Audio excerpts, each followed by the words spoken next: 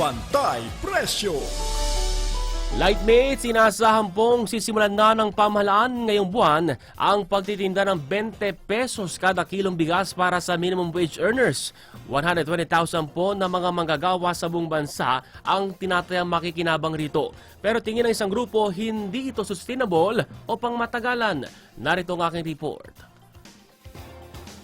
Anytime after June 13, dire-diretso na yan. As soon as mag-okay na yung MOA, kasi kailangan may MOA, yun ang magiging basis ni NFA at saka ni FTI to release the stocks.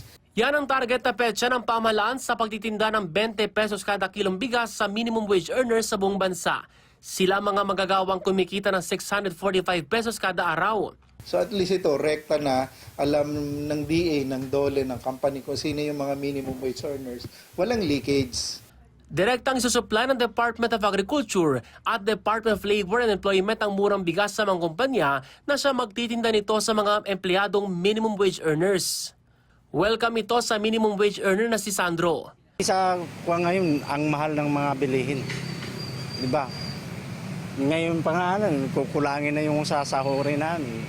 Malaking tulong niya ito sa arawang pag-budget lalo 3 ang kanyang anak. Pangdagdag gasto sa bahay, sa mga pangangailangan.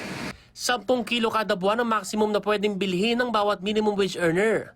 Pero tingin ng grupong Bantay Bigas, hindi sustainable ang hakbang na ito at isa na namang band-aid solusyon ng pamahalaan. Marapat nilang palakasin ang lokal na produksyon.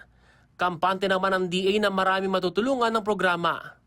At yung record niya ngayon nasa 400,000 metric tons. So times, that's 400 million kilos. Diba? Divide mo by 50. 400 divided by 50, that's 8 million bags. That's 8 million bags na current inventory niya. Sa pagsisimula ng tag-ulan, ayon sa DA, may pinatupad ng mga hakbang para hindi mapuruhan ang mga magsasaka at kanilang mga pananim. Marami na rin yung na-convince natin ng mga rice farmers to really plant ahead. Kasi nga yung bagyo natin, normally, ang kalakasan niyan, mga bare season, bare months. At pag pumasok yun, about 4 to 5 typhoons talaga yung very destructive on a natural scheme of things sa atin. Ayon sa DA, kapag may tumatamang bagyo, umaabot sa hanggang 600,000 metric tons ang napupuruhang pananim na palay. Ace Cruz, Newslight.